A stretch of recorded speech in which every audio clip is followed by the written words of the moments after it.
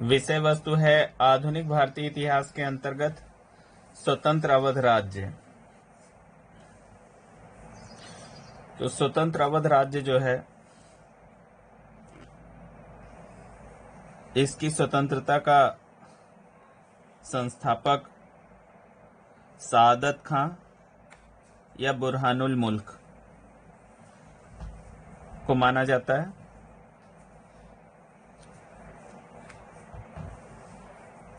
यह तत्कालीन अवध राज्य जो है, यहां पर अगर देखें तो ये कन्नौज हो गया, कन्नौज से लेकर इस तरफ कर्मनासा नदी तक, इसके बीच का क्षेत्र अवध प्रांत के अंतर्गत आता था, जो कि इसके पूरब में अगर देखें तो अंग्रेज हैं और इसके पश्चिम दक्षिण क्षेत्र में मराठा हैं। तो मराठा और अंग्रेजों के बीच यह एक बफर स्टेट की भांति था। इसकी राजधानी आप देख सकते हैं, ये फैजाबाद है।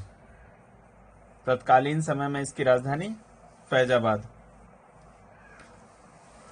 इसकी स्वतंत्रता का संस्थापक सादत खां को माना जाता है। सादत खां, ये सादत खां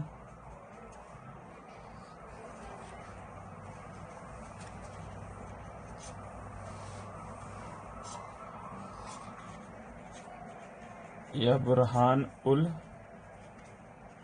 मुल्क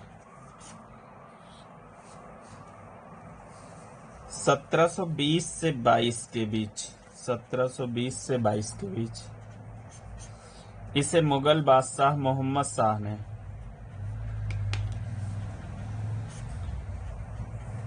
आगरा का सूबेदार बनाया। आगरा का सूबेदार।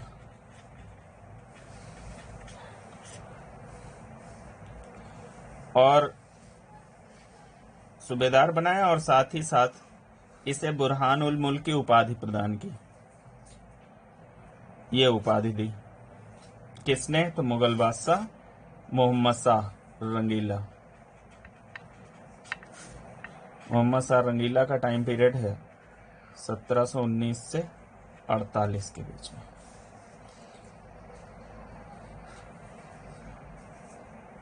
सादत खां ने 1722 में, सादत खां को 1722 में मोहम्मद शाह द्वारा अवध का सूबेदार भी बनाया गया। अवध का सूबेदार नियुक्त किया गया।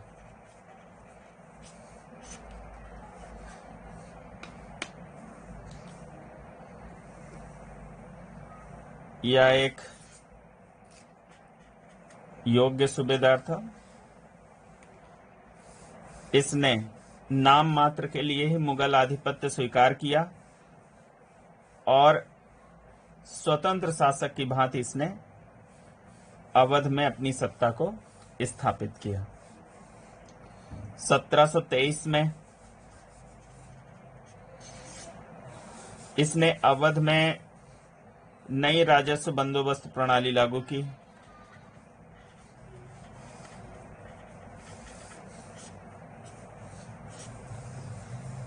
नया राजस्व बंदोबस्त लागू किया।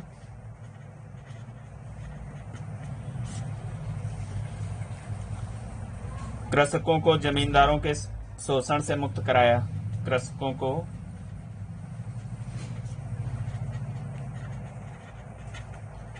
जमींदारों के शोषण से मुक्त कराया।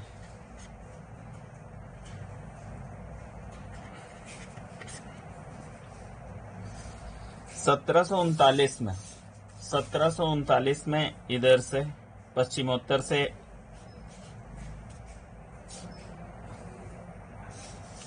नादिर शाह का आक्रमण हुआ। नादिर शाह के आक्रमण के समय मुगल बादशाह ने 1739 में नादिर शाह, ईरान के शासक नादिर शाह का भारत पर आक्रमण। इस समय मुगल बादशाह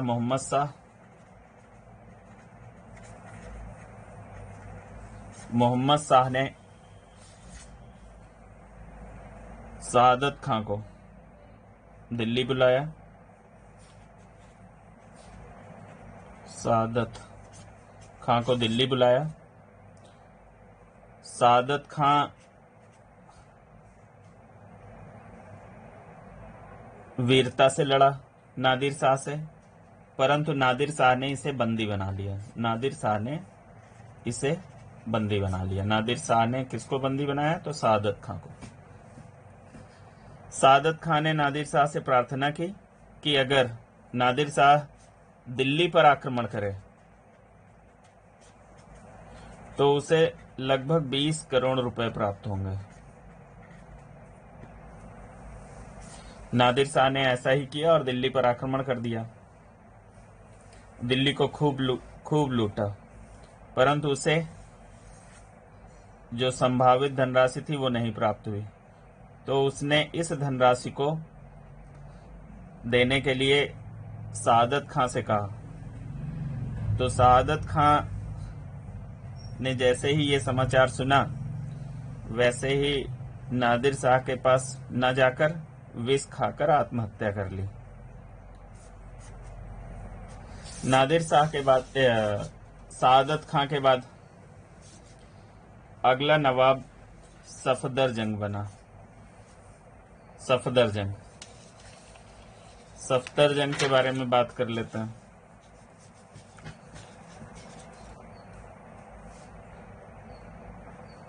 सफदरजंग का टाइम पीरियड 1739 से 54 है। मुगल बादशाह द्वारा इसे सफदरजंग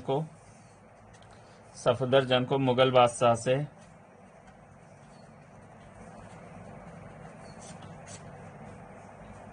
इलाहाबाद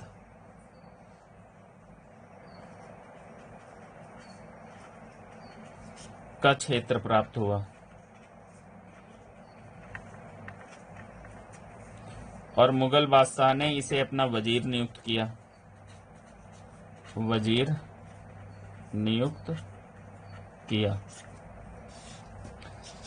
सफदरजंग की अगर बात करें तो सफदरजंग ने सदैव निष्पक्ष रहकर उचित न्याय प्रणाली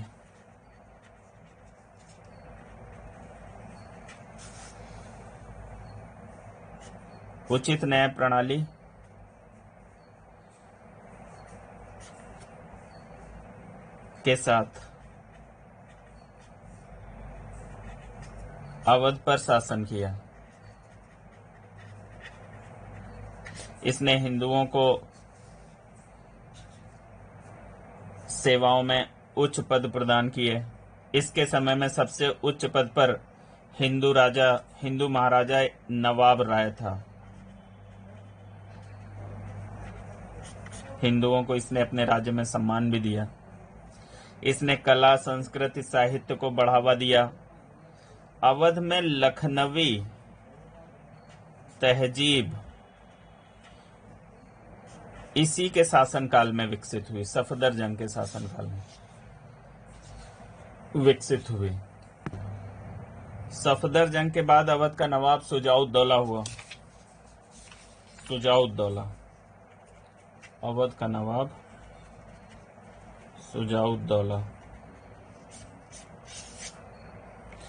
शुजाउद्दौला के बारे में बात करें तो इसने 1759 में निर्वासित मुगल बादशाह हैं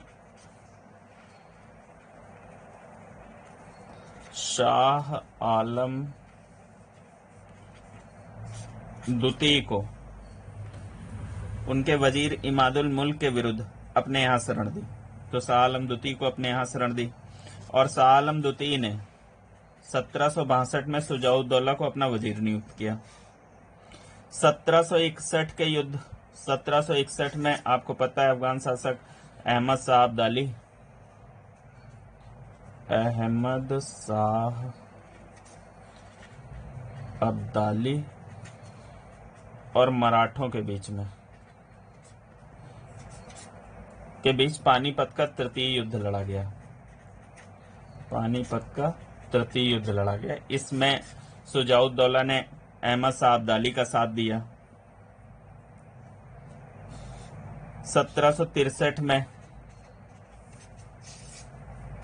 शुजाउद्दौला ने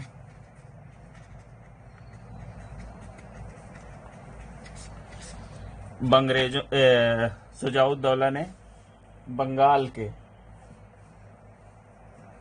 अपदस्थ नवाब, जो अंग्रेजों के भय से अवध क्षेत्र में आए, और उसे शुजाउद्दौला ने या मीर कासिम को शुजाउद्दौला ने अपने यहां शरण दी। मीर कासिम ने एक संघ बनाया जिसमें स्वयं मीर कासिम, मुगल बादशाह शाह आलम द्वितीय तथा अवध के नवाब शुजाउद्दौला से मिलकर बना संघ संयुक्त रूप से बक्सर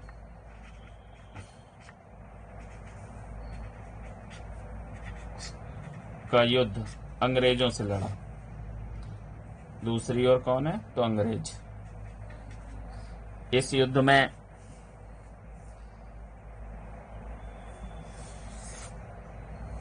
इस समूह की हार हुई। मीर कासिम दिल्ली की ओर भाग गया और अवध के नवाब शुजाउद्दौला और शाह आलम द्वितीय अंग्रेजों की शरण में चले गए। फिर 1765 की इलाहाबाद की द्वितीय संधि से अंग्रेजों ने शुजाउद्दौला से मुगल बादशाह को इलाहाबाद व कड़े के जिले दिलवाए। 1773 में बनारस की संधि यह संधि अंग्रेजों और अवध के नवाब शुजाउद्दौला के बीच हुई। दौला हुआ अंग्रेजों के बीच। इसके तहत इलाहाबाद तथा कड़ा के जिले नवाब को 50 लाख रुपए में वॉरेन हेस्टिंग को बेचने पड़े। या वॉरेन हेस्टिंग ने 50 लाख रुपए देकर अवध के नवाब से इलाहाबाद व कड़ा के जिले ले लिए।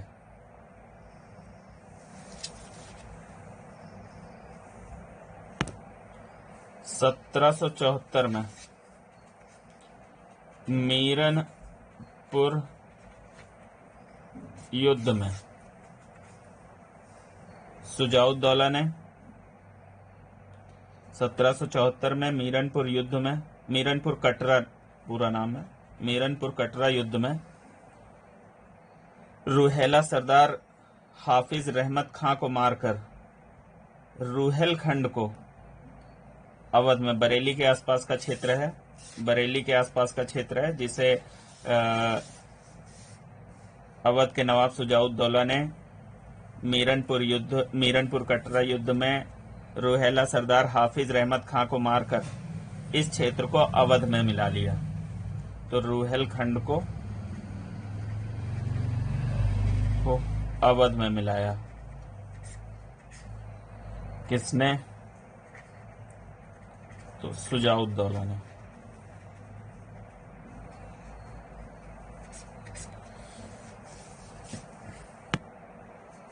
शुजाउद्दौला के बाद अगले नवाब आसफुद्दौला अवध के।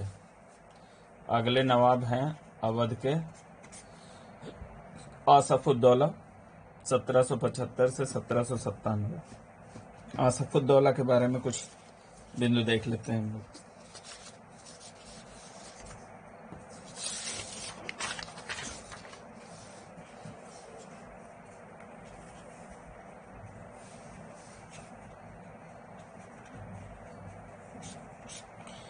आसफुद्दौला, इनका सबसे प्रमुख काम है 1775 में राजधानी फैजाबाद, अवध की राजधानी फैजाबाद से लखनऊ स्थानांतरित। ये देख सकते हैं आप, फैजाबाद से राजधानी कहाँ आ गई? लखनऊ। ये फैजाबाद है, यहाँ से राजधानी स्थानांतरित लखनऊ किसने की? तो अवध के नवाब आसफुद्दौला ने। ये जो फैजाबाद की एक संधि हुई है 1775 में, आसफुद्दौला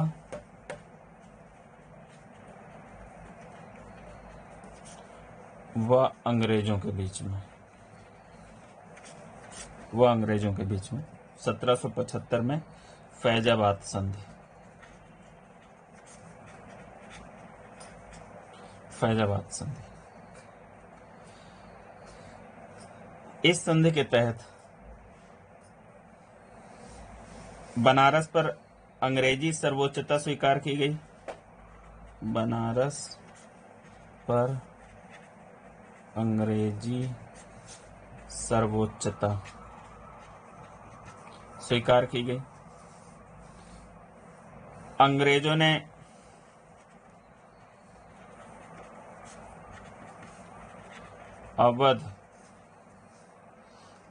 ने अवध की बेगमों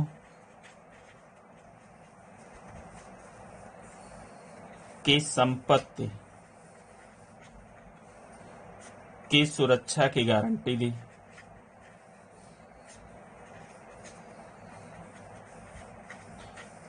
ये दो प्रमुख बिंदु हैं इस संधि के। एक तो बनारस पर अंग्रेजी सर्वोच्चता स्थापित हुई, दूसरा अंग्रेजों ने अवध की बेगमों की संपत्ति की सुरक्षा की गारंटी दी। साथ ही साथ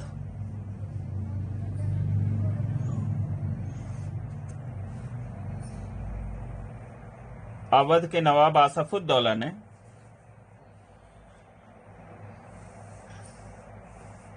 सहायक संधि स्वीकार करते हुए अवध की रक्षा के लिए अंग्रेजों की 2 रेजिमेंट फौज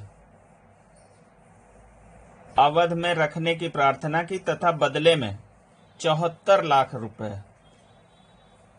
पहले तो 2 रेजिमेंट अंग्रेजों की अवध में, जो अवध की सुरक्षा के लिए होंगी, बदले में नवाब 74 लाख रुपए, 74 लाख रुपए वार्षिक नजराना देगा। वार्षिक नजराना देने का वादा किया, परंतु आर्थिक स्थिति सही न होने के कारण नवाब इसका भुगतान नहीं कर सका और अंग्रेजों का यह बकाया बढ़ता चला गया। अंग्रेजों ने जब नवाब पर दबाव बनाया तो नवाब ने कहा कि उसके पास पैसे नहीं हैं, सारा पैसा उसकी मां और दादी लोगों के पास है। तब वॉरेन हेस्टिंग ने जॉन मिडल्टन को अवध की बेगमों से धन वसूलने के लिए आदेश दिए, किसी भी तरह से डरा कर धमका कर।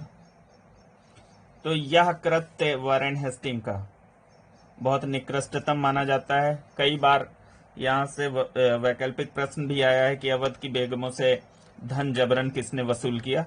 तो वॉरेन हेस्टिंग।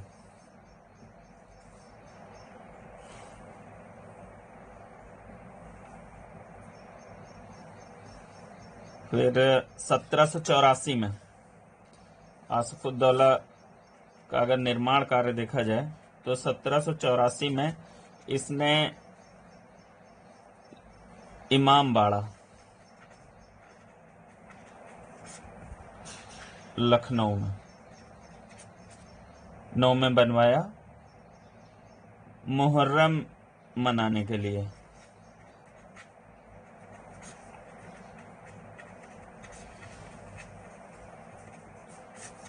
इस इमामबाड़े में स्तंभ का प्रयोग नहीं हुआ।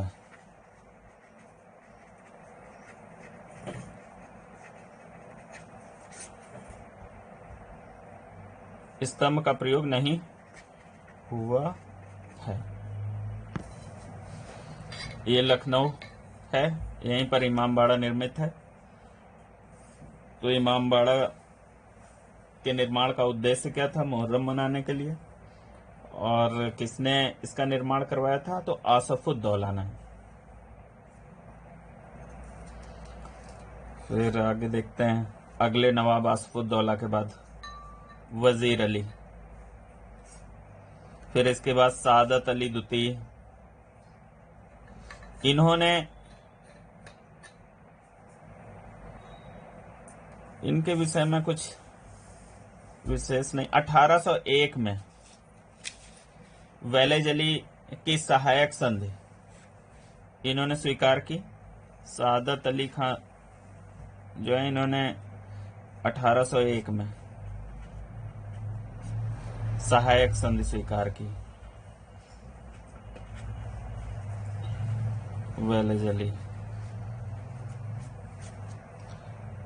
और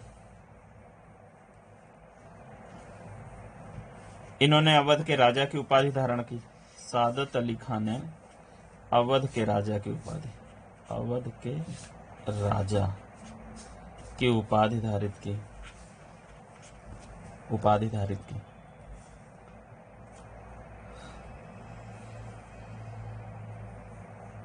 फिर गजीउद्दीन हैदर अली खां, इन्होंने बादशाह की उपाधि धारित की, बादशाह की उपाधि।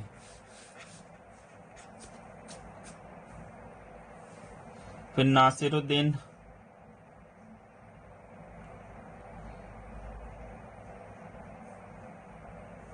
हैदर,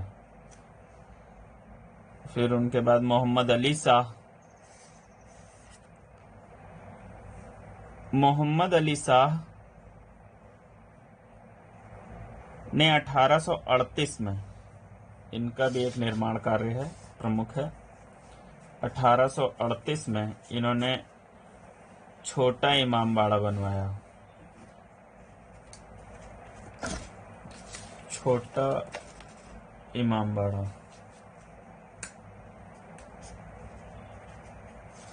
तो छोटा इमामबाड़ा किसने बनवाया है? तो मोहम्मद अली शाह ने 1838 में। फिर उनके बाद अमजद अली शाह, और अंतिम नवाब अवध के हैं वाजिद अली शाह। वाजिद अली शाह के संदर्भ में कुछ बिंदु देख लेते हैं। ये बहुत ही विलासी नवाब हैं, इनके काफी किस्से भी प्रचलित हैं। 1854 में एक अंग्रेज अधिकारी हैं आउटरम,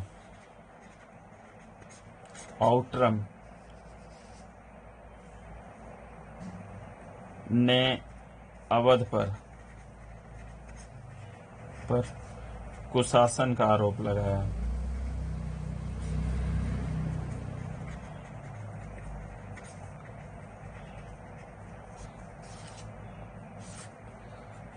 इसी रिपोर्ट को आधार बनाकर, इसी रिपोर्ट को आधार बनाकर 1856 में लॉर्ड डलहौजी ने अपने व्यपगत सिद्धांत के अंतर्गत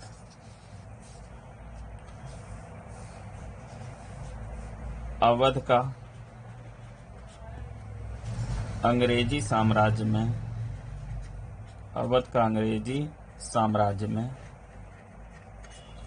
में कुशासन का आरोप लगाकर विलय कर लिया। कुशासन का आरोप लगाकर विलय कर लिया। और नवाब वाजिद अली शाह को 12 लाख वार्षिक पेंशन देकर कलकत्ता निर्वासित कर दिया गया। 12 लाख वार्षिक पेंशन देकर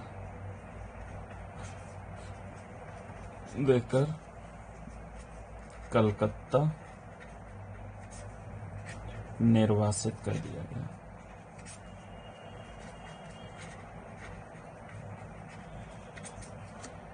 इसी क्रम में हम लोग आगे जब इतिहास पढ़ेंगे तो देखेंगे कि 1857 के विद्रोह में अंग्रेजों के विरुद्ध लखनऊ में विद्रोह का नेतृत्व बेगम हजरत महल ने किया। उन्होंने अपने पुत्र बिरजिस कादिर को नवाब घोषित करके अंग्रेजों के विरुद्ध 1857 के संग्राम में स्वयं को शामिल किया।